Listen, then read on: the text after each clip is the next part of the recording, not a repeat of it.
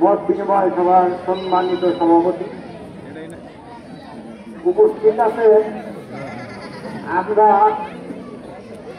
যে এই গ্রাম যেভাবে আমরা ক্ষতিগ্রস্ত হয়েছি, আজকে মনে করি যে আজকে আমাদের এই গোয়াপুরের সকলের অভিভাবক জনাব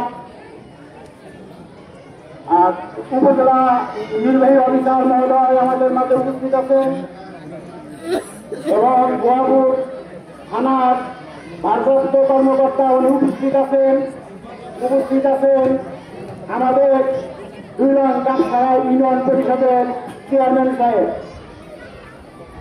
এবং সকল সম্মানিত উপস্থিতি। আসসালামু আলাইকুম। আমাদের পূর্ববর্তী বক্তারা যা বলে গেছেন, আমরা এই গ্রামে বসবাস করি। এই গ্রামে অনেক আগে অনেক ঐতিহ্য ছিল। আমাদের নাম করা গ্রাম ছিল